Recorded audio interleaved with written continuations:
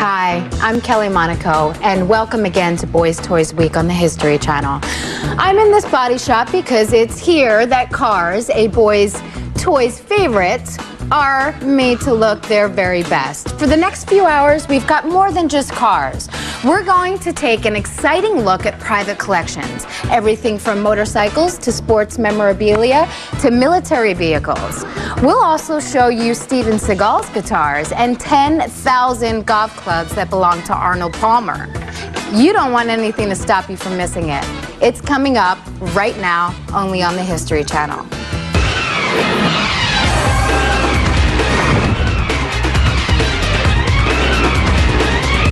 They're classics, defined by power, speed, and brute force. This collection is not for the weak or timid. These cars are just like their owner, all muscle. Why do I collect muscle cars? I think it fits the persona pretty well. You know, I didn't intend it to be that way, but it's just the guy, the person that I am. Every car in his collection has an intimidating roar. With a few modern-day exceptions, he's based his collection on the cars of his youth. When I was a kid, most of my friends had older brothers. Most of those older brothers were into muscle cars. And I always looked up to them, you know, and always wanted to be like them because they had these cool cars. After success as an NFL football player and international stardom as a professional wrestler, Goldberg began the car collection of his dreams.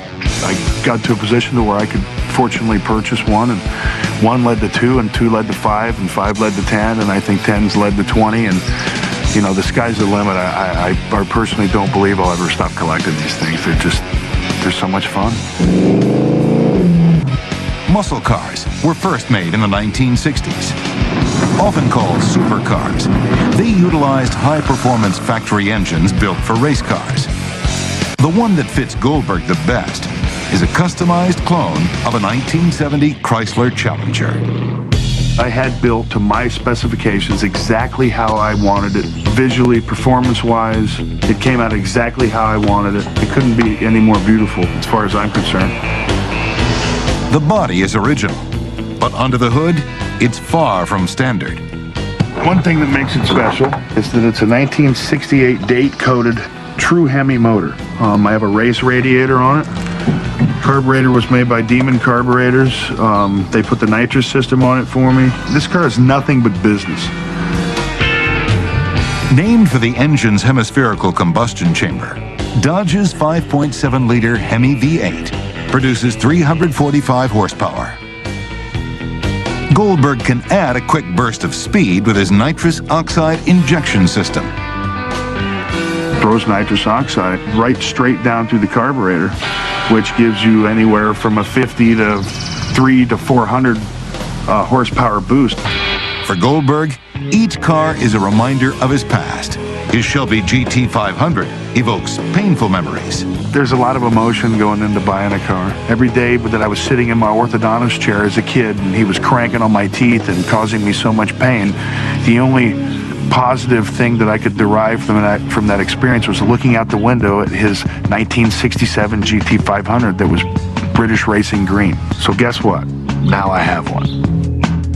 Designed by champion race car driver Carroll Shelby, the Mustang GT is powered by a 500 horsepower 428 Super Cobra Jet engine. This is the one that I always envisioned buying when I started my collection. This was the one car that I wanted to obtain.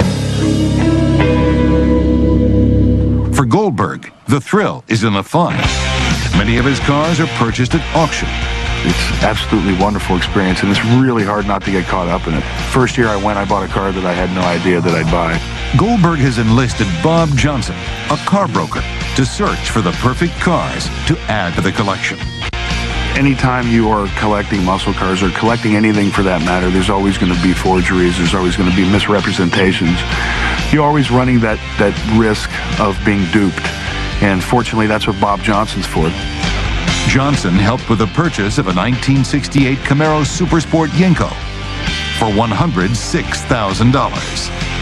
It's a 4-speed 427, totally original car. 40,000 miles on it. Clicked 40,000 when I got it in the garage. I put 13 miles on it since. It's just one unbelievably fast car. It was basically made to drag race. There were only 32 1968 Chevy Yenkos made with a 427 engine. But that's not the rarest vehicle in the collection. That distinction belongs to the Lawman. The 1,000 horsepower 429 Superboss was commissioned by the military to teach soldiers how to handle a muscle car because of the growing number of racing casualties while on leave. Only 2 were ever made. One was crushed in transit. They were predominantly used in Air Force bases and aircraft carriers to make runs, do quarter miles or do eighth miles. Purchased at auction for $118,000, the Lawman is housed at the Muscle Car Museum in Tennessee. It is the only car in the collection he's never driven. Honestly, the only reason why I haven't driven it is because I've never seen it. When I see it, I guarantee you I will get behind the wheel and I will drive that thing. The most expensive car in Goldberg's collection is a contemporary one. If you want a Ferrari, if you're not on the list, then you have to wait. You have to buy a used Ferrari. Goldberg paid over $200,000 for the Ferrari Modena. The car is powered by a 3.6-liter V8 engine with a top speed of 185 miles an hour. Listening to it, smelling it, driving it is almost as cool as just sitting here looking at it. Like the Ferrari, Goldberg's 1959 Chevy Biscayne is painted his favorite color, black. That's a classic car, all you gotta do is look at the fins in the back. This is my beach car. Seems as if it'd be pretty cool with my surfboard hanging out the back of it. Goldberg is in the process of relocating his collection from Atlanta, Georgia to Southern California. A 15-car garage is being built to house all the vehicles. Even though he collects for pleasure, there is a business side to owning these expensive cars. I find that these cars definitely hold their value in good and bad times in the economy. They're powerful and complement his muscular physique. This is one collection that seems to fit its owner's persona perfectly. As the sun sets on a world champions collection in the West, it soon rises on the larger-than-life collection of Steven Seagal. He's an international action superstar, known for his martial arts skills and signature ponytail. But when this big-screen hero isn't on the set of his latest movie, you'll most likely find him collecting the things he loves. I have some of the best swords in the world. And I have some of the best guitars in the world. I think he's happy with both the guitar and sword in his hand. One at a time, of course. His passion for swords began in the country where he sought enlightenment, Japan. I came here in the late 60s, early 70s, and stayed here until about 1985. I came here to study the martial arts, Aikido, Karate, Judo, Jiu-Jitsu. Part of Seagal's martial arts training included the use of the sword. Once he began to master the weapon, he started his most beloved collection. I probably had 10 to 12 swords that were, within the history of Japan, amazingly important and significant.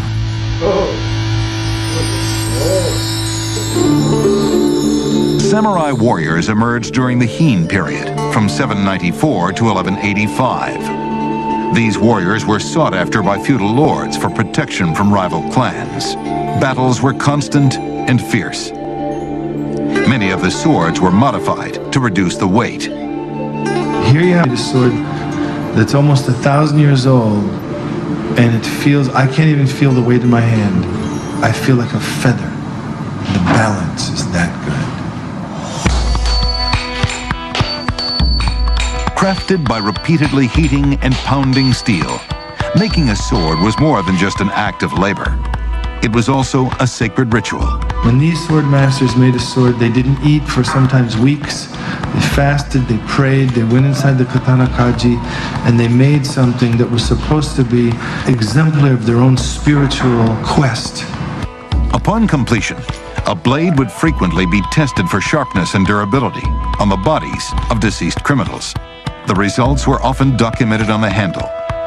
It'll say, this sword cut through 5 bodies as a test, and sometimes it's in gold.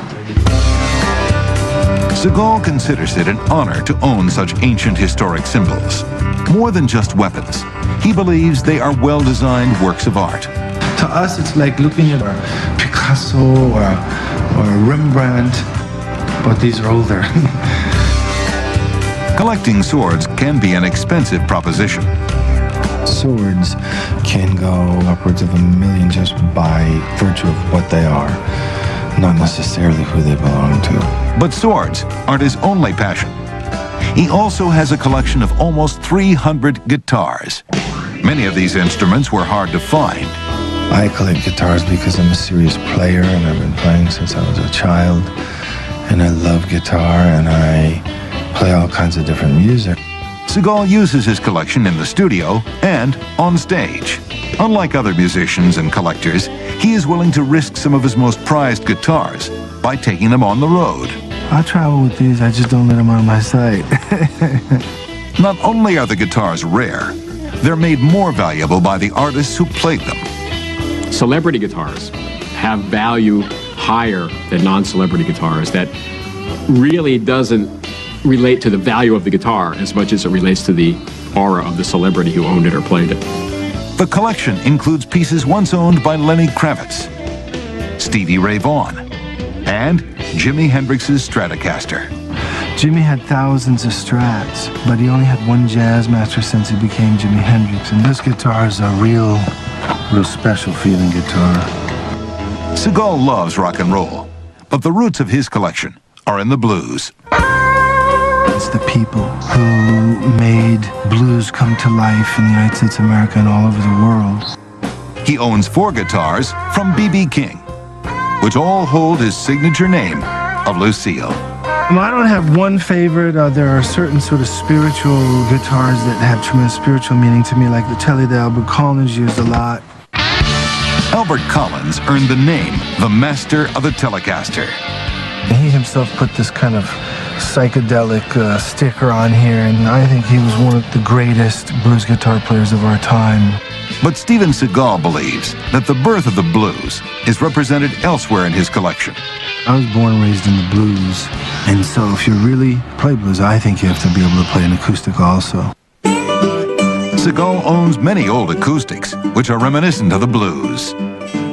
But some of the rarest and greatest acoustic guitars in Seagal's collection are manufactured by Martin Guitars. I have a lot of old Martins, pre-war Martins. Seagal's pre-World War II D45 is considered one of the best-sounding acoustic guitars in the world. It has the snowflake inlay on the neck, but it also has tuners that are factory tuners that are kind of gold. There's only a few of those in the world.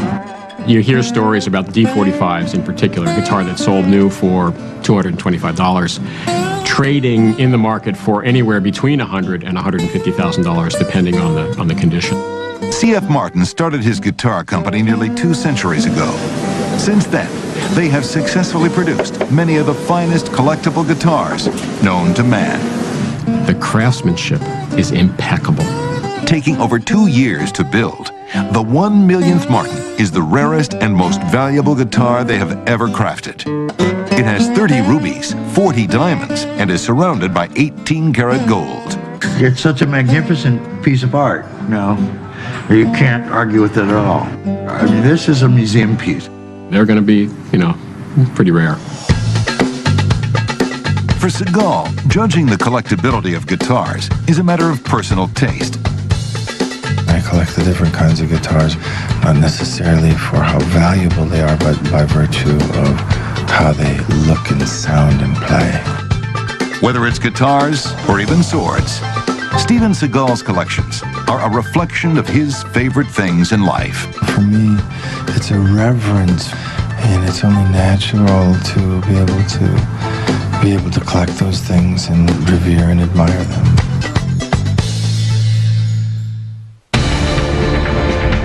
Along with guitars and swords, Steven Seagal also collects Tibetan Buddhas. modern marvels, private collections will return next on the History Channel.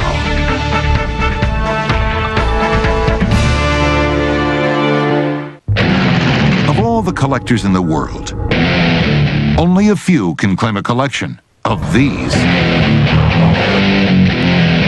Airplanes, the classic kind.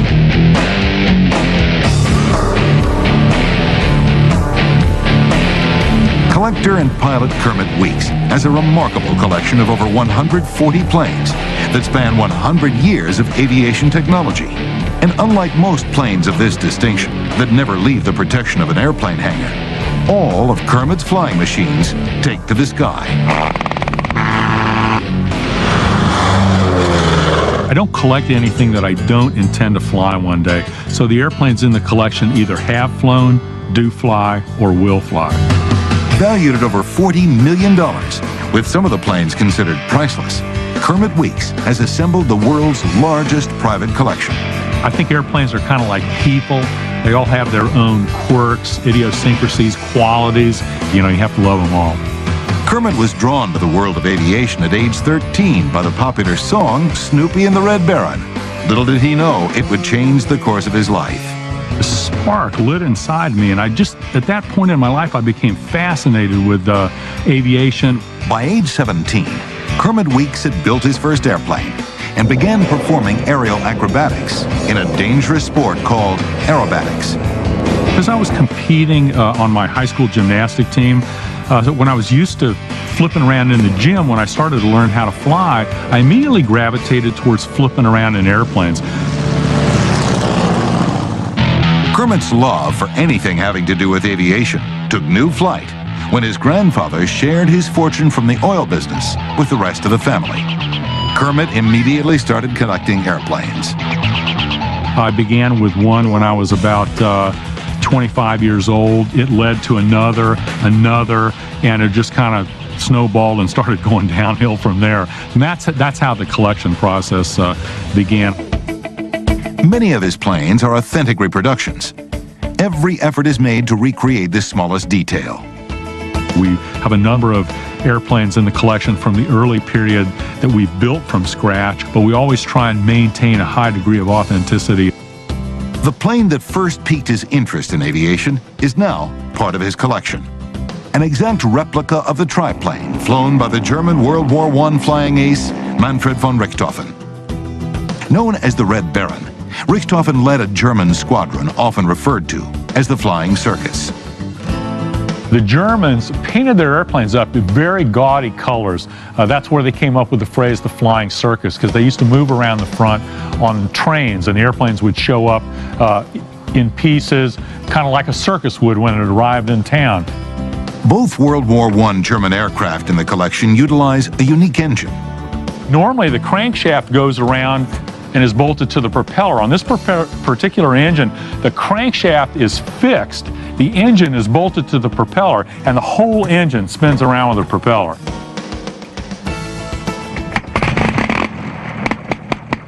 The German World War I rotary engines do not have a throttling system. This makes for an airplane that can sound unsafe. The early ones were either full throttle on, or you would actually shut the spark off to the spark plugs. It's a very unique sounding engine, and the pilot operates that with a button on the stick and a little 5-position switch on the side of the cockpit. If pilots managed to survive their mission, they then had to face the challenge of landing the plane. No airplanes built prior to 1929 had brakes. I ended up going off the side of the runway, and I put it up on its nose. I broke the propeller. This is a brand new propeller, so hopefully the next time I'll have better success. With a list of aircraft that reads like an aviation who's who, Kermit's collection is a tribute to the innovation and imagination of the pioneers of flight. I actually have major focal points within the collection, like the largest private collection of vintage World War I airplanes, the largest private collection of World War II fighter planes, the largest bomber collection in the world, the largest collection of British airplanes in the world. Many of the aircraft serve as a reminder of historic and heroic events, like the tiny single-engine plane that Charles Lindbergh flew as the first person to make a solo non-stop flight across the Atlantic. The original Spirit of St. Louis, of course, is at the Smithsonian Institute, and rightly so, although I'd love to have it in my collection. But we have the next best thing. We have a very authentic reproduction of the airplane with all the original size fuel tanks. One of Lindbergh's greatest challenges was where to put the 400 gallons of fuel he would need to complete the 33.5-hour non-stop flight. To keep the plane balanced as it emptied, the tank was placed at the plane's center of gravity, right in front of the pilot's seat, blocking his vision. So literally, Lindbergh is looking at 400 gallons of fuel when he's flying. They have two little windows on the side of the airplane, which he can look out of, and that's how you fly. Another famous replica is a plane that was destroyed while attempting to break the world speed record in 1931, the GBZ. Very interesting to fly. Probably looks more like a cartoon character than any airplane that was built. And they took the biggest engine of the day and made the smallest airplane around it. Probably one of the most recognizable airplanes of the early racing period. The historic Ford Trimotor was used to transport passengers from New York to Los Angeles in the early 1930s. A lot of people got the first introduction safe flying when the airline's in a Ford Trimotor. A lot of the cables for the control systems are actually outside the airplane. Amelia Earhart greeted this exact plane in the promotional film Coast to Coast in 48 Hours. That same plane also starred with Harrison Ford at the controls in Indiana Jones and the Temple of Doom. The Ford Trimotor was one of the safest planes of its day. But other planes in the collection flew for the safety and security of the world. The airplane that I'm going to fly today is a very rare airplane. There's only 4 of these early original airplanes in the world. Kermit's P-51C is one of the rarest original planes in his collection, valued at over $2 million. These deadly, fast, high-flying, fuel-efficient planes were named Mustangs and were flown during World War II by the Tuskegee Airmen, the first black American fighter pilots. Their reputation for protecting bombers is legendary for never having lost a bomber to enemy aircraft. This plane is painted in honor of pilot Lee Buddy Archer, the highest-scoring Tuskegee Airman. The symbols on the side of the plane represent his kills. It's so steeped in history. The performance is awesome. It was a state-of-the-art fighter at the end of World War II. I mean, this thing was built for a purpose, and it's a dream and a privilege to fly something like this. Another of Kermit's rare planes from World War II is a bomber with a notorious nickname, the Widowmaker. It's a Martin V-26 Marauder. They only probably have 7 left on the planet. This is the only one that flies. They had a lot of training accidents in this airplane early on, but it actually had one of the best combat records of any of the medium bombers in the whole European theater for the American bomber. The plane that used to drop 5,000-pound bombs during World War II drops a very different type of ammo today. We take it down to an air show in Fort Lauderdale once a year. We actually drop watermelons out of it today, so still bombing. Playing around on these planes can cost a pretty penny. With twin 2,000 horsepower engines, the aircraft consumes 160 gallons of gasoline per hour. It's expensive, but the reality is the airplanes are so expensive. If you have to ask how much it costs in fuel, you're not in the market to buy one. The largest airplane in Kermit's collection is actually a flying boat called the Short Sunderland. It's the last 4-engine passenger flying boat that still flies on the planet. We brought it back across the Atlantic Ocean from England 10 years ago. It was the last crossing of a flying boat, a 4-engine flying boat over a major ocean. Kermit was able to pilot the flying boat back to Florida, but other planes still await the journey. Actually, a lot of the collection is not here on site. I've got airplanes stashed around the world. Ultimately, we hope to house everything here in Central Florida. As amazing as the collection is, it was almost decimated when Hurricane Andrew struck Miami in 1992. The hangar was completely destroyed. completely fell in on all my airplanes. A number of airplanes outside were blown over a mile away. There was millions of dollars in damage, and most of the collection was not covered by insurance. There was about 30 minutes of tears and utter just disbelief, really. And then there was so much work to do. Most of the collection is now repaired. It's housed and displayed at Fantasy of Flight in Central Florida. The collection really transcends value and ownership to me. And I really hope I can use them in a way that can touch people in a profound way. Kermit's collection speaks for heroes in our history who never gave up, pushed their personal limits, and soared to their ultimate dreams. The B-29 Super Fortress is the biggest and most fuel-consuming plane in Kermit Week's collection. It consumes roughly 350 gallons per hour. Modern Marvel's private collections will return next on the History Channel.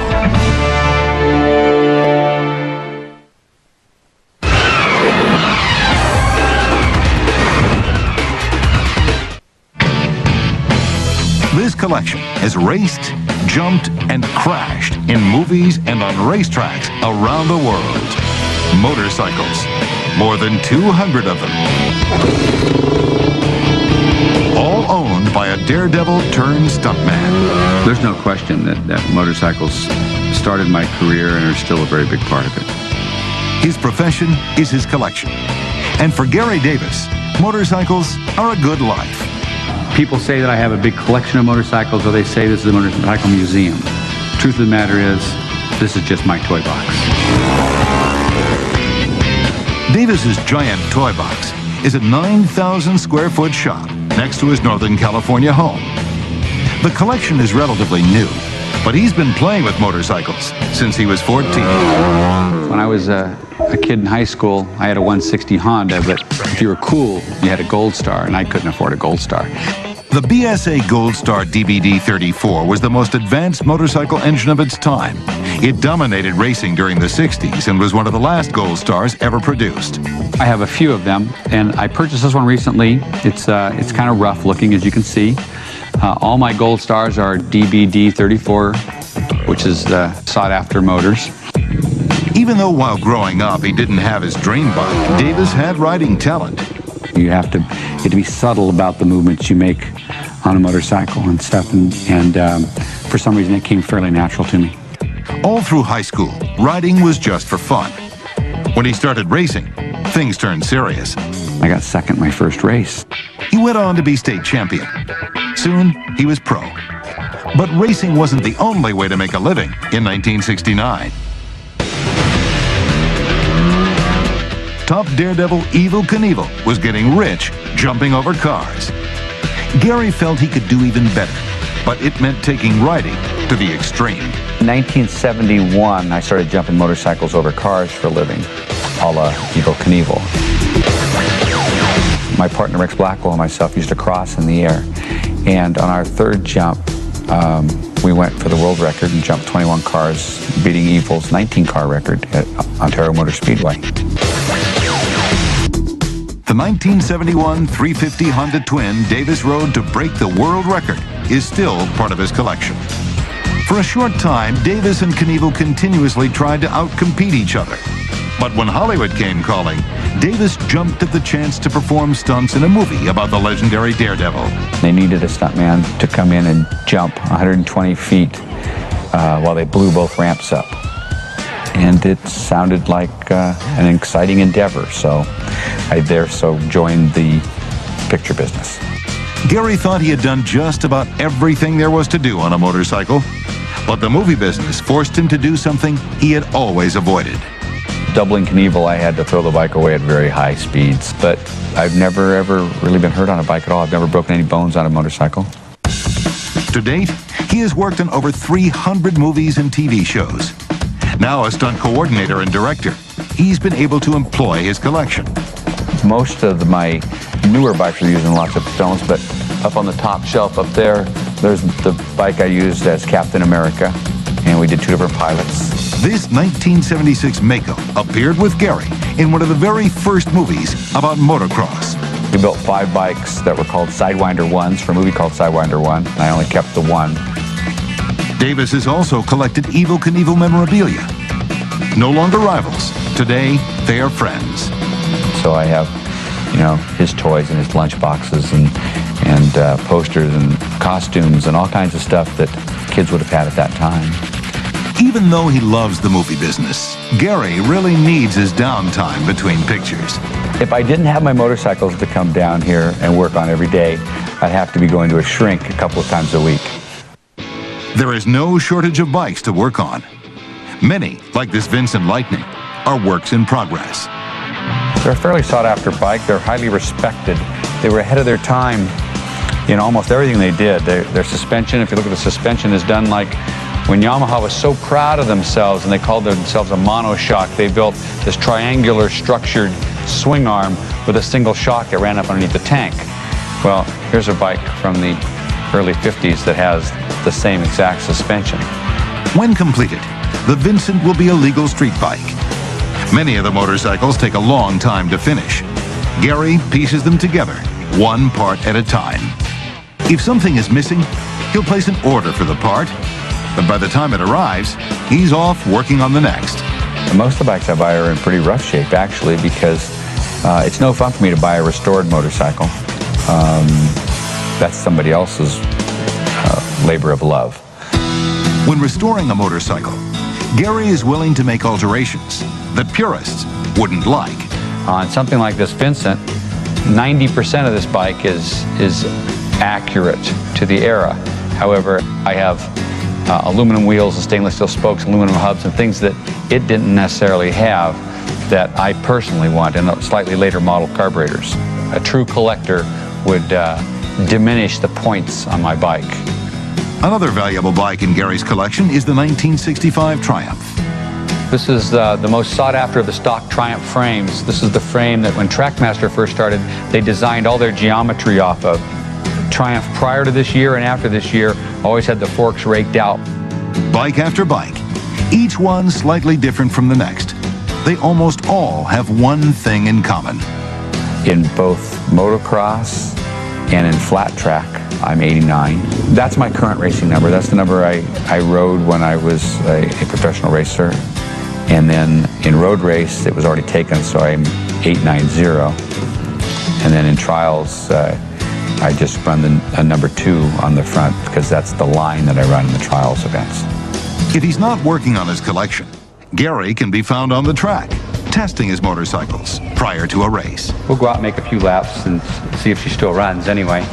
This is my little 350 Honda single, and it's in a TrackMaster frame, TrackMaster forks. And all my bikes have the kickstarters removed for flat trackers and my road racers, so I use this to start them so I don't have to push them all the time because I'm getting too old to run behind them, you know. So let's see if I can even get her to run.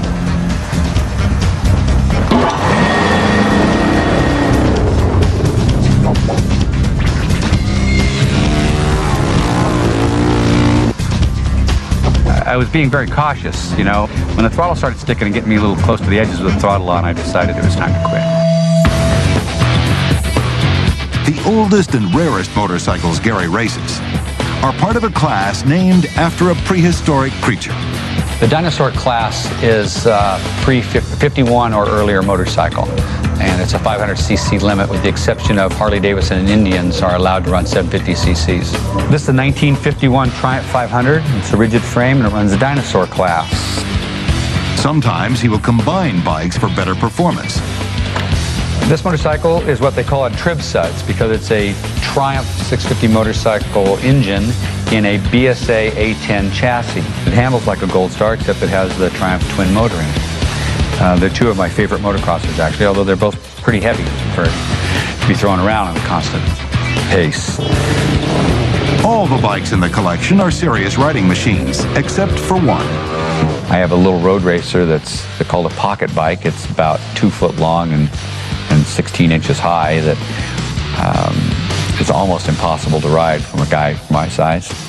Davis also has an extremely rare collectible, which he believes is a museum piece.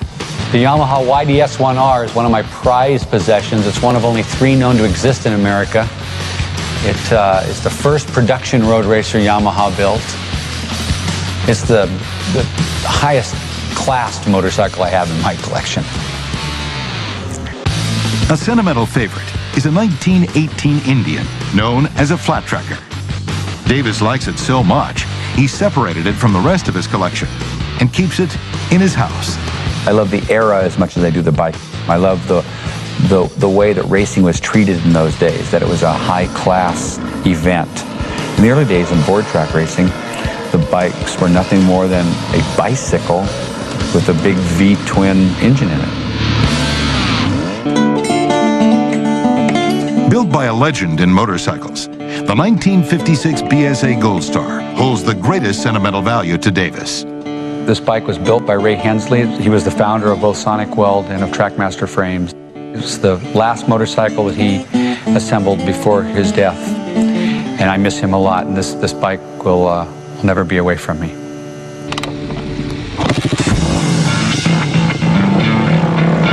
Davis does have a few modern bikes in his collection, but that doesn't mean they sit well with him.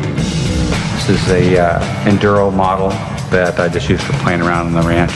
This is a modern bike, so it feels alien to me already. You know, I mean, it's a nice cush bike, but I'm not used to that. As long as Davis is around his toys, he feels like a big kid. I don't want to ever grow up. With a collection this size, he'll be playing with motorcycles for the rest of his life.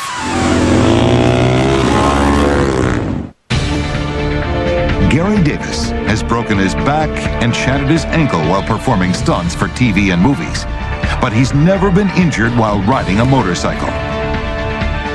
Modern Marvels Private Collections will return next on the History Channel.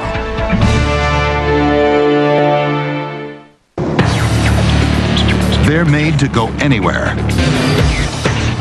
across land, over water, and through just about anything.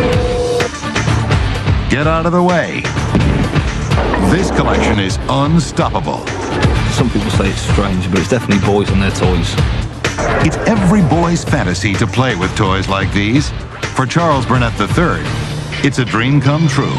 He owns a personal armored fleet, a virtual army of more than 30 military vehicles.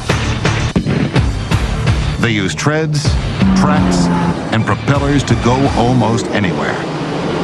My collection, I'm particularly interested in vehicles that are designed to get through the most challenging and tough environments, whether it be ice or snow or swamps or water. With a total weight of more than 200 tons, the collection of tanks and multi-purpose military craft are all housed near Burnett's spectacular home in southern England.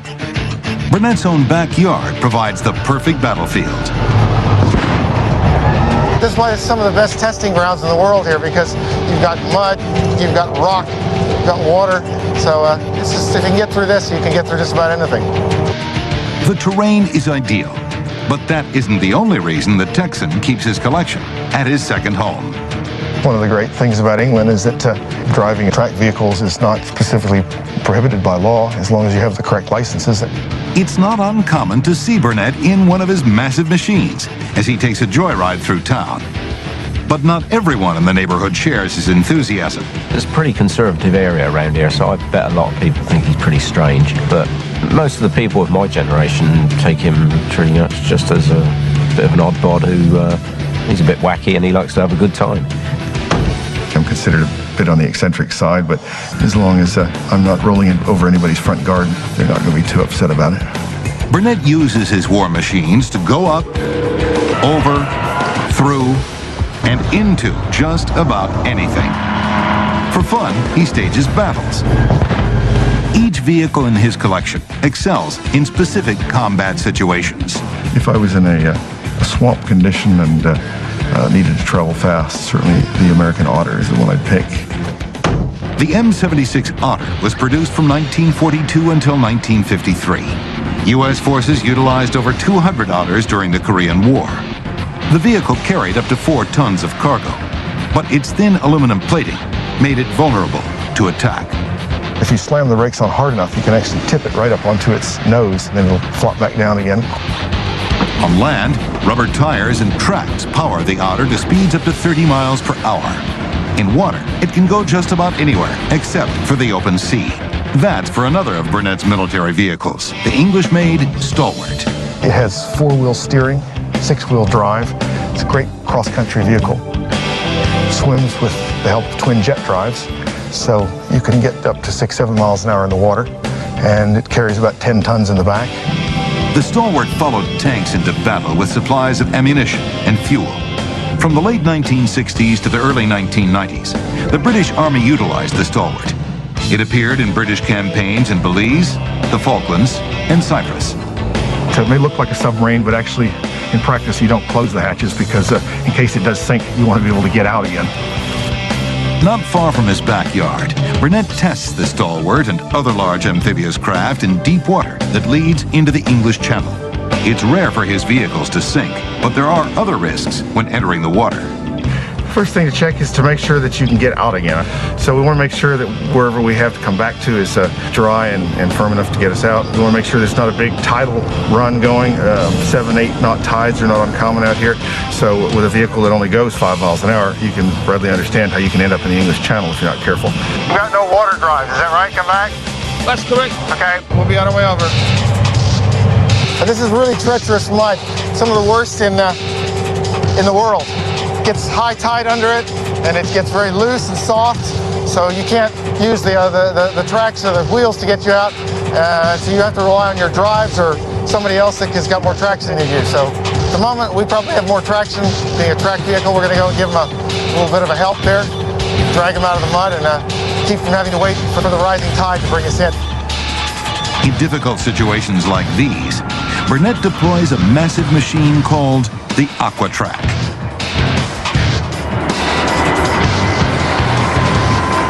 The only vehicle in the world with 7 stations. That means it has actually 7 wheels in contact with the ground. The later prototypes were actually made too wide to legally go on the road. This is legal by 1 millimeter on each side, as long as the yellow beacon is turning up the top. One of the rarest vehicles in Burnett's collection, the Aquatrack was never put into production. Only 3 were ever made. Diesel-powered, the Aquatrack has a top land speed of over 40 miles per hour. Most of the vehicles in Burnett's collection perform best on land, and the Snowcat was made to handle some of Mother Nature's worst conditions. The Snowcat was probably more designed to cover snow and ice than it was to be truly amphibious, but having said that, it will cross still lakes with relative ease. Utilized by the British Army in the Falklands and both Gulf Wars, the Snowcat moves across land at 40 miles an hour. Automatic transmission makes it easy for even a novice to drive. It's not armored, but it's very light, mobile, agile, and gets up and down most banks.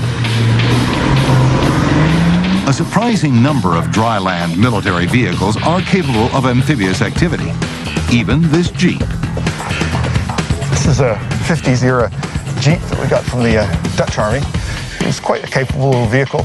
By the 50s, they developed a fording capacity. In fact, there's a lever on the dash that you can pull that pressurizes the differential in the engine to keep the water out. And with a snorkel, you can actually completely submerge the vehicle. With a weight of 17 tons, the Abbott self-propelled gun has a firing range of over 9 miles. Used by armies around the world, it can go just about anywhere in an emergency. It will actually float. There are poles that go around in these holders at the front, and there's a screen that goes on it. And with that, it has enough buoyancy that it will actually stay above the water, if you're lucky.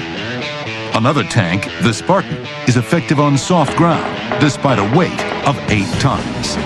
It is also an armored vehicle, although not heavily armored, mainly used for reconnaissance and quick thrust behind enemy line, but not something that you want to get stuck in if the rocket-propelled grenades are going off.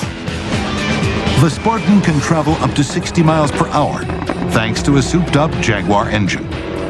But that isn't the only vehicle in the collection associated with a high-performance automobile. The Ferret is powered by a Rolls-Royce engine. It's a fun vehicle to drive. It's light, it's nimble. It can take a crew of up to 3. and also able to drive it on the roads here, license it, as you can see, for road use quite happily. And as long as you take care not to get too many fender benders. For Charles Burnett, the vehicles are made to be driven, and he wouldn't have it any other way. But the machines aren't always the easiest to operate. This is something from the Eastern Bloc, the staple of their reconnaissance scout cars with these thugs. They also came armed, and they had an interesting characteristic. They have pneumatic wheels that will drop down to try and get yourself out of a hole that you might have got into. First built in 1968 for the Hungarian military, many thugs are still used by Eastern European countries. Burnett purchased an extra just for spare parts. We can't understand a lot of the directions because they're all in Russian or Polish on the plates inside. Having your own armada can be a lot of fun, but at the end of the day, there's still work to be done. Salt water can corrode and just generally destroy. So as soon as we've been out in the salt water in the ocean, we try and spray it down with water, give it a good wash, try and get it as clean as possible. It's not easy to maintain a collection of vehicles from around the world. Burnett relies on his mechanic, Bruce Simpson. I'm mechanical by nature. I mean, I joined the Army at 16 and did 9 years in the Royal Corps Transport. When I first started working for them, we had 2 vehicles. Now we're up to some 37, 38 vehicles. I'm responsible for finding them, and some say I'm responsible for getting them into trouble with them. When Simpson comes across a new prospect, they aren't competing against other collectors. It's the scrapyard. Tanks can bring $10,000 or $15,000 just due to the weight of their metal, whether or not they're running. So I'm always having to bid against people that are going to destroy the vehicle and just use it for scrap. Because of the way Burnett utilizes his collection, some of the vehicles end up at the scrap heap anyway. We ended up losing 2 vehicles, and the tide came back in, covered them over, so we had to report them to the Coast Guard as a hazard to navigation. Eventually, we did get them all winched to shore, although unfortunately, having had that much salt water, the vehicles were both had to be consigned to the scrap heap. Burnett's fascination with all the vehicles in his collection lies in their ability to multitask. Certainly is an element of entertainment there. They're very big toys, but more than that, they represent a lot of human effort that's gone into engineering a solution to a problem. I guess that's the thing I like the most. They can go where others can't. And for Charles Burnett III, there's no better way to get around.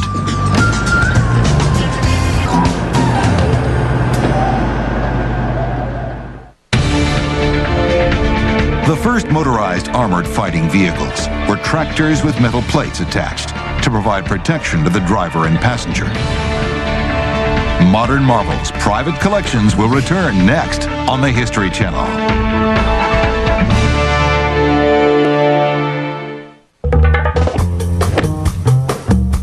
One of the world's most popular athletes, a golfing legend. Arnold Palmer's golf clubs are a reminder of some of the game's greatest moments. It's a collection that's the result of Palmer's pursuit of perfection. I always felt like if I could design or have built a perfect golf club, then I could play a perfect game of golf. Of course, you know and I know that isn't really going to happen, but the closer you get to doing that, I always felt like the closer you could get to playing the way you would like to play the game. Housed in Latrobe, Pennsylvania, near the course where he first learned to play the game, Arnold Palmer's ever-evolving collection contains almost every type of golf club imaginable. He's used most of them on the course, and he's applied his own personal touch. Some people like to read, some people like to do crossword puzzles. He likes to fill it with golf clubs. Palmer modifies his golf clubs in an effort to improve his game. It's part of a daily routine, and he wouldn't have it any other way. I spend 2-3 hours in the morning in the office and get most of my work done. Then a little time in the shop, fiddling with my golf clubs, playing with the golf clubs, fine-tuning them, let's call it. And then the rest of the day on the golf course, playing or practicing or doing something that I really enjoy doing. He absolutely lives, breathes, eats, sleeps golf.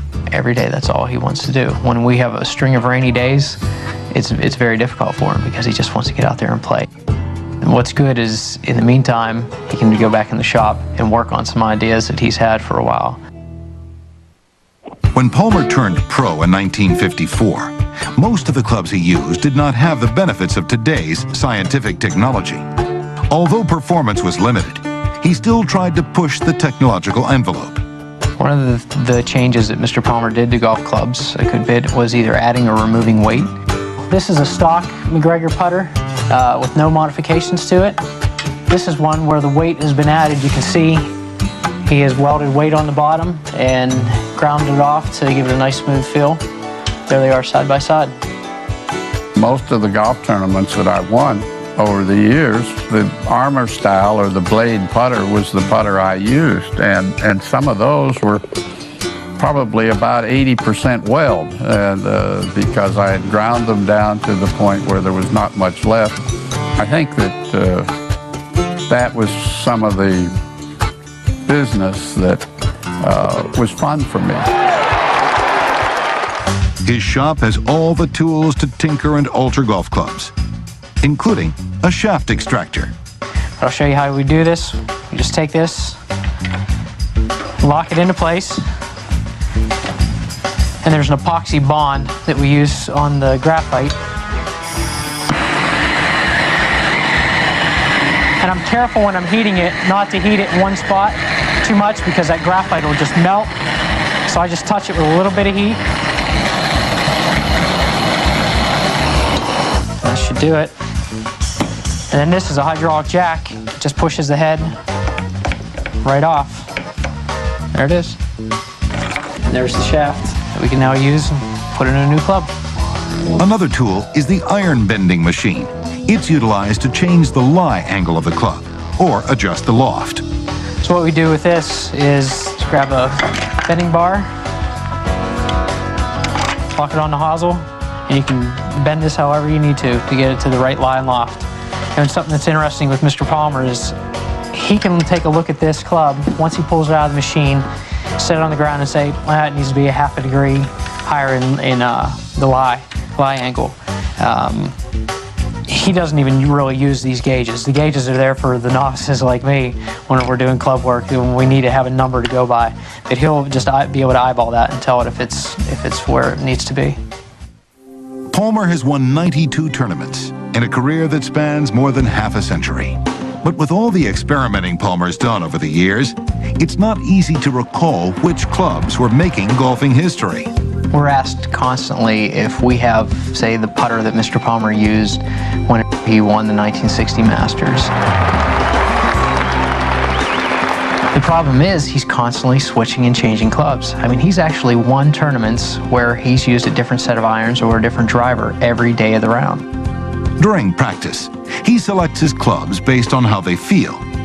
And Palmer's always mindful of his first stroke off the tee. He's always looking for a little extra length. You know, that's the main criteria. Some of them may be a little bit more consistently accurate, but length is what he's primarily concerned with on his drivers. Even the most consistent parts of his game sometimes fail him. When Palmer doesn't play well, his army of fans, known as Arnie's Army, do their part to aid their favorite golfer.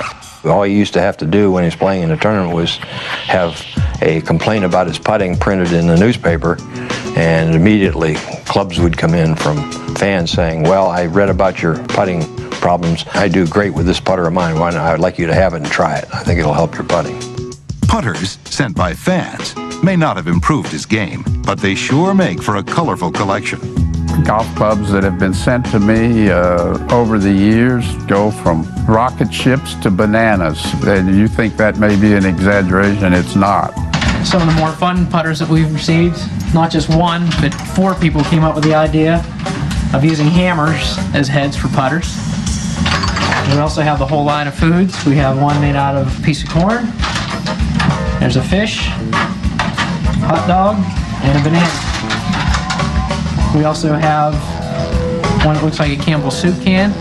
And from his friends at Pennzoil, of course, we have one that's a Pennzoil bottle. There are 2,000 putters and more than 10,000 clubs in Palmer's collection. If I have 10,000 golf clubs, I give 10,000 away too. A lot of the golf clubs have been sent to military guys that were overseas. Some clubs have been given to pros. One in particular helped a fellow golfer named Tony Lima in 1964. I suggested to him that he go play in the British Open at St. Andrews. And after a little grilling and pumping, he said, okay, Arnie, he says, I will go to the British Open, but he says, I need your caddy and your putter. And I said, okay. And he won the British Open. I got more of a kick out of that than a lot of things that I've done in my life. Even after 70 years on the course, Arnie is as serious as ever about golf. As long as he's playing and experimenting, his collection of clubs will continue to grow. I'm one of the people that always look to the next day and say, well, you know, maybe I'll find something that will make this old guy play a little bit better golf tomorrow. For Arnold Palmer, the collection reflects the best part of his golfing life. A collection of tools with which he crafted some of golf's greatest moments. The most sought-after clubs are the early 1400s long-nose woods. Much like a modern-day ice hockey stick, they were commonly used for over 400 years. Today, they are valued at anywhere between $3,650 and $100,000. He was the king of rock and roll. He drove expensive cars, wore fine clothes, and sported the finest jewelry money could buy.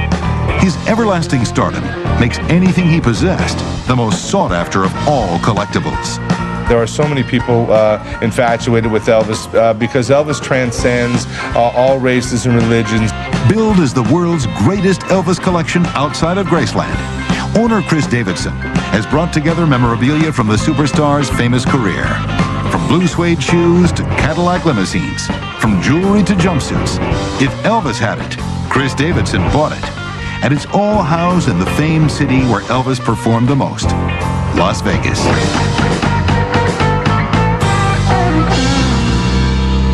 Everybody expects to see something Elvis related when they come to Vegas. Elvis is most closely associated with the city because Vegas is a late night town and Elvis was a late night guy. Chris Davidson's infatuation with Elvis began long ago.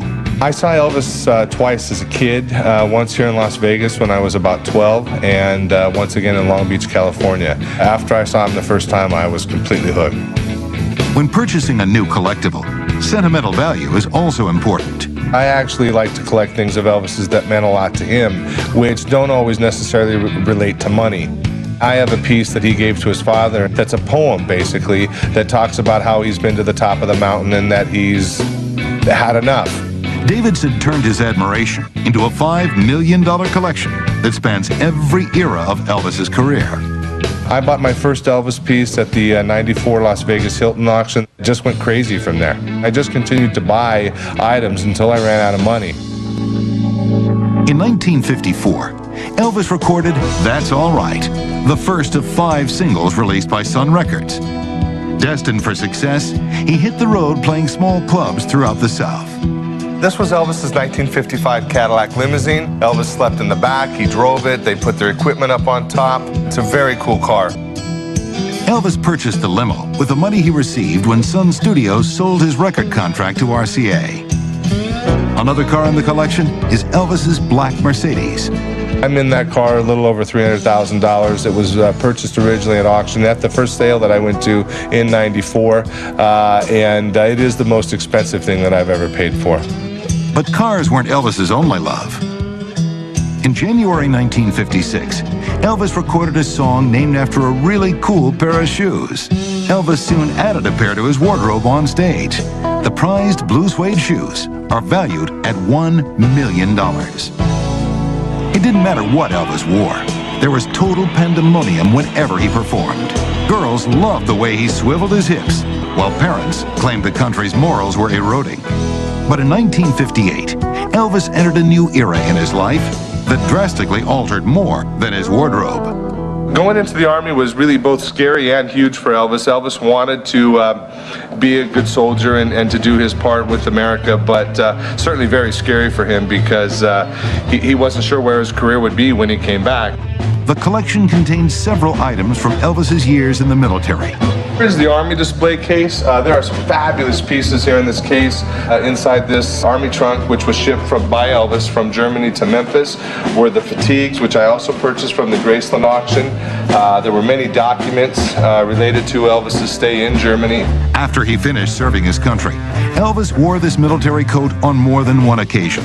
Elvis did a film called GI Blues as soon as he got out of the Army, and I purchased it from John Torog, who is the son of director Norm Torog, who directed 9 different Elvis Presley films. In November 1960, GI Blues opened nationally to warm reviews and big box office sales. Elvis had more money than he ever dreamed and free time to do as he pleased.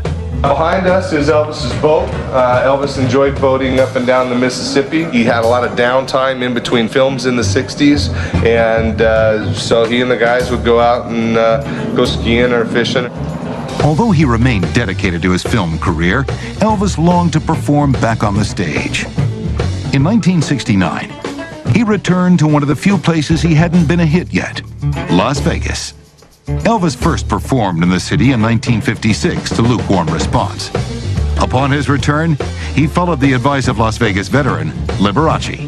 Liberace's advice to him was, you'll be very memorable the more glitzy and glamorous that you are, which of course Liberace was, and of course Elvis really in the 70s developed and honed.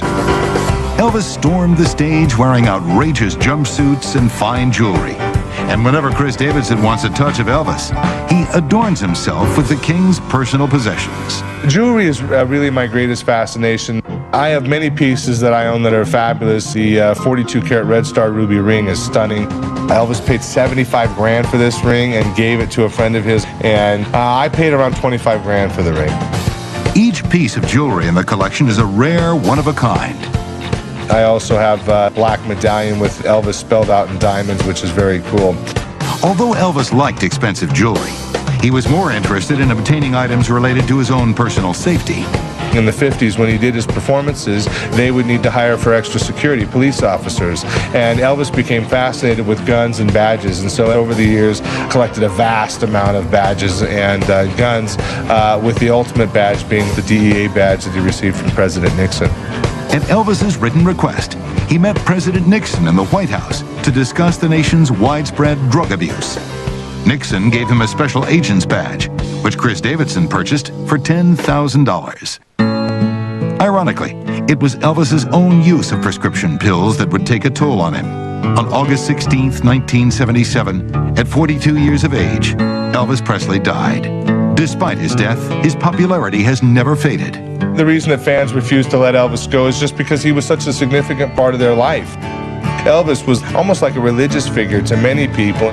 Elvis is actually the #2 recognized image in the world behind Mickey Mouse. Elvis will always be the king of rock and roll, and Chris Davidson does not see the value of his collection diminishing anytime soon. I've gone both ways with trying to, decide the future. I mean, we have several $1 million invested here, but ultimately I believe Elvis will stand the test of time. He's in the hearts of millions of fans, and with collectors like Chris Davidson taking care of his most cherished mementos, Elvis is sure to live on forever. The very first guitar Elvis Presley owned at the age of 11 was purchased at the Tupelo hardware store in Mississippi for $7.75. Today, the guitar is valued at around $1 million. Modern Marvels Private Collections will return next on the History Channel. It's one of the finest sports collections in Hollywood today, and it belongs to one of our finest leading ladies. Acclaimed actor and director Penny Marshall, the star of the Emmy Award-winning show Laverne and Shirley, and director of the blockbusters Big and A League of Their Own. She loves everything about sports. Penny has the artifacts from the glory days, the tangible evidence of the incredible moments gone by, and the relationships with superstar athletes to make each item more than a keepsake. Born in the shadow of Yankee Stadium, Penny's been a sports fan all her life. I'm from the Bronx, so we cut school and go to Yankee games and see Maris and Mantle. You took the bus or the subway. The last thing you see before it goes underground is that slice of Yankee Stadium, which is the most beautiful view. From an early age, she had a collector's instinct. When I was little, I had baseball cards. I always collected some, but not to this extent. As you get older, you get nuts.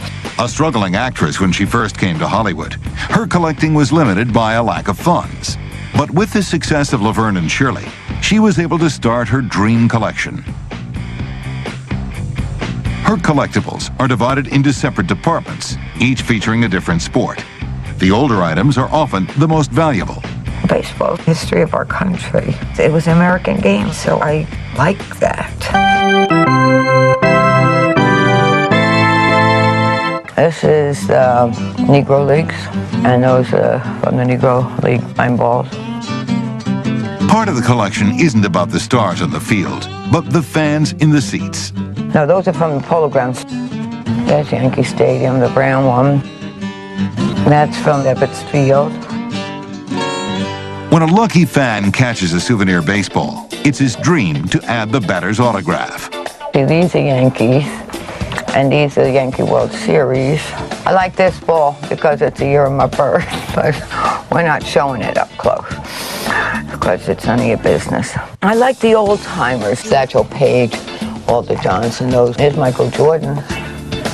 Baseball. I lost that for 3 years. It was in the garage in a box. One prized possession Penny couldn't pass up is this memento of her Yankee hero, Joltin' Joe DiMaggio.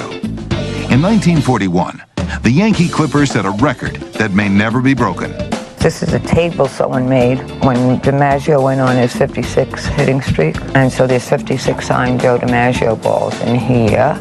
Her bat rack reads like a Hall of Fame roster. And there's even an award to the player known as Charlie Hustle, Pete Rose. This is one of my favorite things. It's for Pete Rose. Baseball Writers of Association of America presented Pete Rose with an award for exemplary conduct on and off the field. But Penny is also a big round ball fan. An NBA season ticket holder, she's friends with many basketball superstars. In the basketball section, I have balls that are from the 1999-2000 season, because I lived at the turn of a century. Penny even drafts players to help get the rest of the team's signatures. I sit near the visiting team, and I usually know someone on it. And so I'd see who was injured, like Alonzo Mourning was injured that year, and I said, I need this signed. And every time he says, I'm getting it, I swear. And so each player from each team got me a signed ball from their team. After finally receiving the basketballs, Penny spent hours trying to identify and label the scribbled signatures. You can't read these worth a darn. Now, so if they write their number, you bless them. Like all sports collectors, she is wary of fraudulent merchandise, usually demanding a certificate of authenticity when purchasing autographed items. But even the most cautious of collectors can still be tricked. Well, I got this with a certificate, and Kobe was up here, and I said, oh yeah, I got a ball signed by you. He said, that's not my signature. I said, Kobe, it came with a thing. He said, it's not my signature. I said, but it came with a piece of paper, that's it. So he re-signed it. When Penny participated in a charity event, she received Shaquille O'Neal's size 22 shoes and other collectibles. This is Shaq's shoe, which is facing the wrong way. Shaq gave me, because I do a Shaq-tacular event. This my daughter got me. It's a Michael Jordan phone. For you Chicago fans. Other superstar players in the basketball section include Magic, Bird, and Barkley. The unusual, one-of-a-kind Dennis Rodman doll is one of several collectibles of basketball's bad boy. Dennis throws me the ball in the middle of the game. I went back, and then at the end, he gave me the shirt. So I went back and met him, and he signed it. That's why it says to Miss Marshall. He's got the best heart, and he really is a good-hearted person. Some of her memorabilia pack a powerful punch. You gotta get Ali, his Ali's pants and top. Then we head into football. Joe Montana I directed in a commercial. Walter Payton, Sweetness and Gail Sayer. Jim Kelly, Steve Young. Through her brother, film director Gary Marshall, she met one of her sports heroes on the set of a movie. Johnny Unitas was there, and so he signed a football to me. So it's nice when you meet them personally. I mean, for me, he was a great player. One of the most unique parts of the collection is the music library. These are all sheet music to every baseball song ever written. So these are old. Old. I'm trying to see a date on something, 1885. So I think it's important that they know this team song. For all her love of sports, Penny regrets she never really participated. I wish I could have played sports. I wasn't quite encouraged when I was growing up. It wasn't something you were supposed to do. Girls weren't supposed to play ball. In 1991, Penny directed the hit movie A League of Their Own, the story of the American Girls Professional Baseball League. When filming was completed, Penny's team presented her with some cherished mementos. Yeah, the Bat to Cast sign. There's a ball over there, the crew sign. The cast made that shirt up there with all the pictures on it for just the crew members. And they signed that. Each piece of the collection has been bought, begged, or bequeathed. But one of the most prized pieces came, one might say, from out of left field. This is Faye Dancer, who Madonna's character was based on. These are some of the real players from the All-American Girls Baseball League. Now, this was sent to me by Garth Brooks, who I met once. And he had bought it in a charity auction, and he said, I thought you'd appreciate this. And it was so sweet of him. I mean, this is someone who I don't really know. Penny's collection is very personal, since she's chosen items that have special meaning to her. These are the best at what they do, and so I like to bask in the glory of others, I guess. A mint 1909 Honus Wagner baseball card is worth over $1 million. Legend has it so few Wagner cards were made because he refused to have his name associated with the distributor, a tobacco company. Modern Marvels Private Collections will return next on the History Channel. Star Wars, a science fiction adventure that captured the world's imagination and created an unprecedented merchandising phenomenon. The successful Hollywood fantasy spawned sequels, prequels, and billions of dollars in movie merchandise that would become some of the most sought-after collectibles on the planet. One man's passion for the groundbreaking film has driven him to scour the earth to acquire the largest and most valuable collection of Star Wars memorabilia in existence. To think that I would have a 5,000 square foot barn filled with the Star Wars collection, no, not in my wildest imagination. Steve has well over 100,000 pieces in his remarkable collection. It's made up of toys, posters, trading cards, action figures, and movie props. His collection is irresistible and can't help bring out the kid in anyone.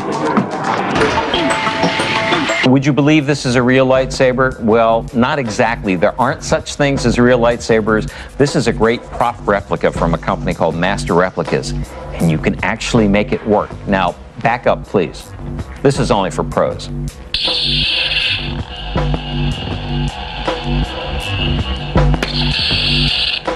Cool, huh? But not everything is a toy.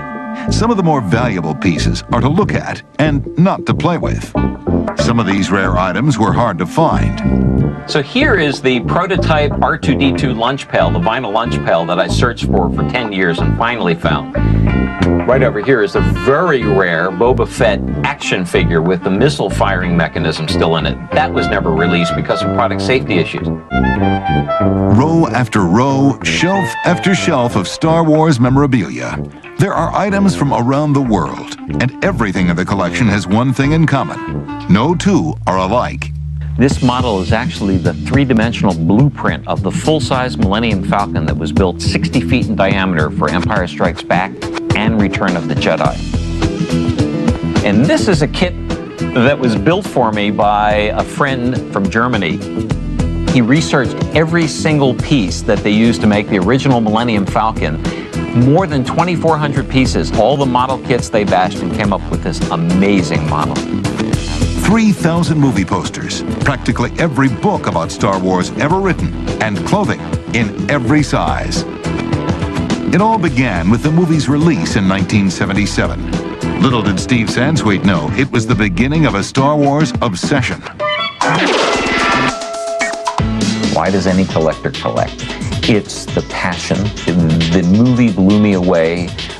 My background in loving science fiction, and I thought, this is the be-all, end-all. This is a movie that was entertaining, it was fun, I connected with it in a way I sort of related to the story of Luke Skywalker and his yearning to leave home. Not long after seeing the movie, Steve began competing with kids at toy stores for the latest Star Wars memorabilia. The great thing about being on the ground floor of what has become a collectible is the ability to go in the store and buy something for $1.97 that years later can be worth a lot more than $1.97. One of the very first movies to widely market merchandise, no one knew for sure what Star Wars items would sell to the buying public. One of the first items produced was a Chewbacca mug. The character was inspired by George Lucas's dog, Indiana. With every sequel, there was more and more to buy, from miniature action figures to life-size characters. So behind me is one of the icons of the Star Wars universe, the Han and Carbonite. And right next to him, of course, is the bounty hunter who captured Han, Boba Fett. Both of these are prop replicas and really nicely made. This, the Stormtrooper, is the character that everybody wants to be. And this is another prop replica from Don Post Studios. Another full-size character is everybody's favorite droid, R2-D2. R2 always got our heroes out of trouble. R2 was both a figure with someone inside to operate and move it back and forth. It was a mechanical figure which often broke down in the early days of filming Star Wars. Over the years, the characters evolved, along with the size of the collection. This is the way that Yoda looked in Empire Strikes Back, the original Yoda. You can tell that he has changed over the years. This is the Yoda up here from Episode 2. That's a licensed item. Yoda, the fighting Jedi, becomes a lot fiercer. When I was down in Australia, I had an action figure made of myself. They asked me what figure I wanted the body on, and of course I said Obi-Wan, and having the beard, that sort of worked pretty well. In 1991, he finally got the chance to purchase something that couldn't be bought in a store, but it would mean spending more than he ever imagined. I had the opportunity to purchase some actual props from the producer of the first two Star Wars movies. And that was a sizable expenditure. And the only way I could do that was to get a second mortgage on my house. And so I can still remember the guy who was selling it saying, "So which of these do you think you want to buy?" And I said, "All of them." As he continued to accumulate everything Star Wars, cost wasn't the only problem. We kept adding floors on as the collection kept growing. And even after I added on to the house, I ran out of space, and I got one storage locker, which eventually became 5 storage lockers. So space was a problem. As the collection became so big, Steve had to hire a curator to organize, catalog, and continue searching for new items. But Steve still holds the collection closest to his heart. The question about whether you have a favorite piece is sort of like saying to the proud parents of 8 children, which is your favorite kit? I love some of the props, but I also love things that fans have made. There's a friend of mine in Mexico City who makes out of tin plate Star Wars models. And, he makes one for himself and one for me. Steve doesn't have a favorite piece, but he knows where visitors like to hang out. At the end of a long, hard day, when I come home from work, there is a place I go to unwind and relax. And when I have friends over, it's where I find them all of the time. Sansweet's passion for everything Star Wars would inspire him to write 9 Star Wars books and get a new job. I took a giant leap, left the Wall Street Journal, joined Lucasfilm as sort of a Star Wars ambassador. Although he appears to have everything any Star Wars collector could imagine, Steve is not about to call it quits. If you stop looking, it's no more fun. You know, so even if you don't buy, the search is fun. I look everywhere. I look on eBay or go to toy stores. I have friends all over the world who buy for me. I'm what you call a completist. I want everything that's made of Star Wars anywhere in the world. For most, collecting is an escape. But for Steve Sansweet, Star Wars is more than that. His collection is a part of his identity.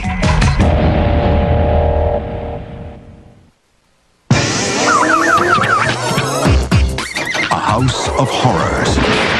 Home to some of the most frightening creatures imaginable. A place where your worst nightmares become reality. It's a collection of the dark and scary.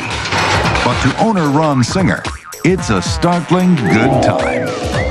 No one has a haunted attraction as a collection, as a private collection. Ron Singer collects creepy creatures. My piece here is actually one of my first pieces I ever bought. It's called the Electric Frankenstein.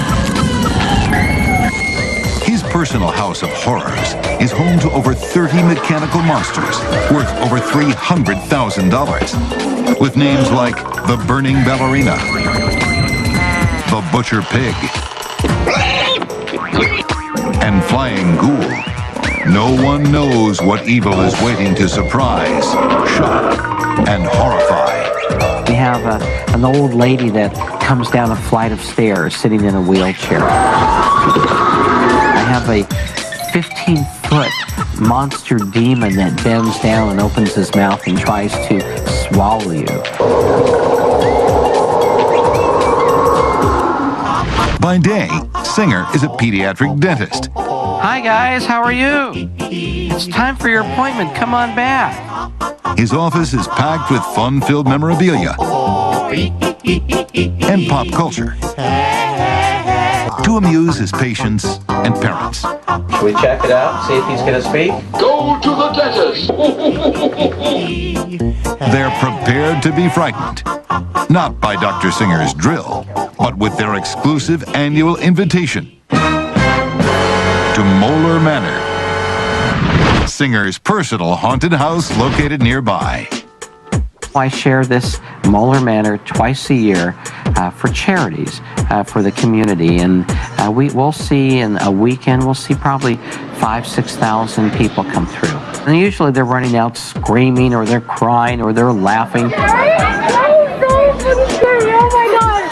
The collection is contained in a 5,000 square foot haunted warehouse and is filled with Dr. Singer's toys.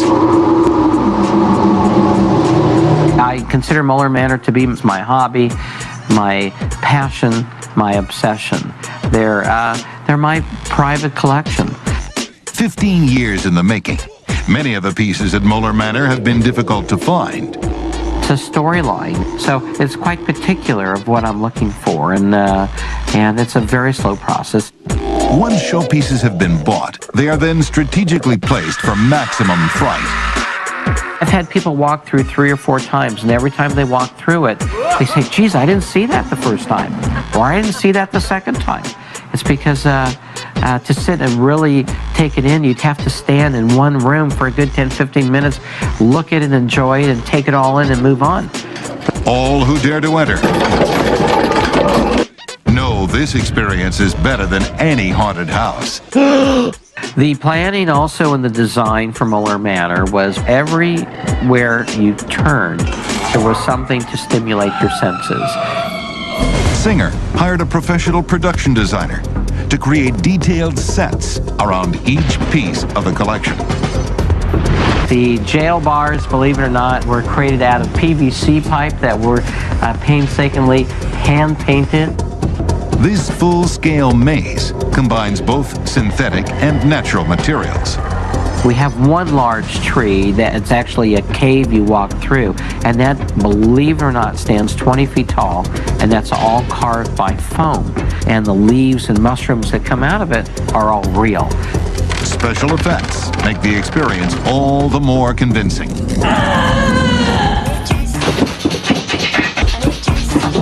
As you walk through the graveyard, flashing bits of thunder, and it's all integrated with my light posts dim their lights, from the thunderstorm. So we have tried to make it very authentic. Many of the monsters come right from the silver screen. No haunted collection would be complete without this classic horror icon. Welcome to Frankenstein's laboratory. In the laboratory, we have special effects. A Jacob's Ladder, which is right out of the 1930 movie, which is a bolt of electricity that rises up between two electronic wire beams. And then, of course, the Frankenstein and his bride are notorious for their films in the early 30s. Released in 1931, Frankenstein starred Boris Karloff as the monster. Dr. Singer has added details that relate to other movies.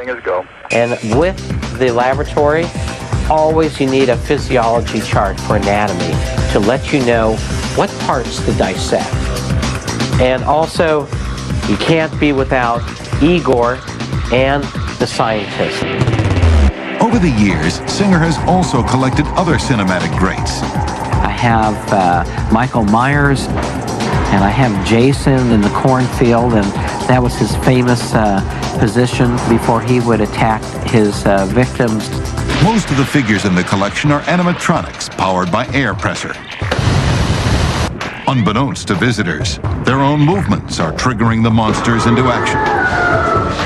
The animatronics and machines are set off usually by 3 or 4 different means, and one can be a pressure pad that we mask on the floor, and we camouflage it and paint it into the concrete. When a visitor steps on the pad, the effect is activated. Other sensors are infrared beams and sound. Not only is each piece in the collection designed to scare, but each room has a different theme. You're walking through periods of time. You're walking through a cobblestone yard, maybe in England. You move into a new graveyard with a Victorian mansion theme. And then as you walk into this beautiful mansion with twinkling lights in the hallway, you see an old grandma in her wheelchair at the top as she greets you. And then you walk into the music conservatory and the ballerina room where she's dancing. But it's a wonderful effect. And then there's the kitchen where even a psycho pig can have his way. The pig is sitting there with a chainsaw, and of course, because everything's been done to him and his family members over the years, he in turn now is returning the favor.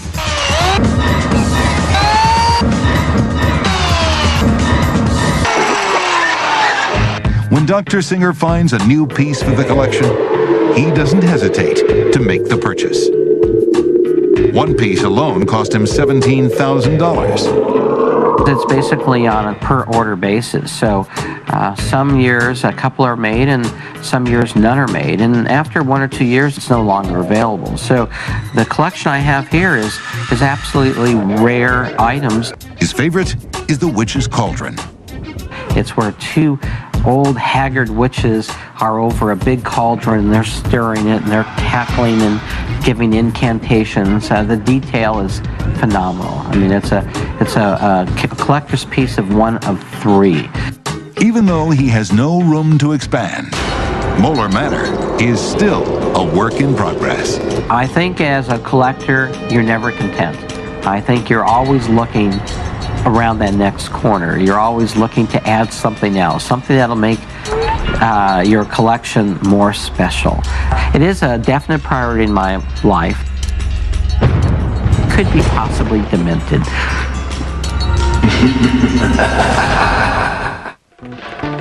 Kelly, you're on. Oh, hi. Sorry about that. Just helping the guys out here in the shop. Hope you enjoyed that look at private collections. Be sure to join us next time when we hit the highway for an exciting look at more boys' toys. For the History Channel, I'm Kelly Monaco. Thanks for watching. Oh, your car is done. You fixed it? Yeah, I can do more than just dance, you know.